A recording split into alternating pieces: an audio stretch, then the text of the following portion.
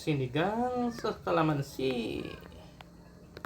Sariwang ulo ng mahi-mahi. Dolphin fish. Fish. Mahi-mahi. Sariwang sariwa. Yan o. Nagdudugo pa. Yung mga sangkap natin.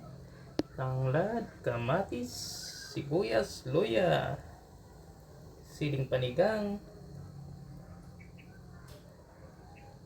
asin, konting bitsin, siyempre ang ating mahi-mahi at tubig.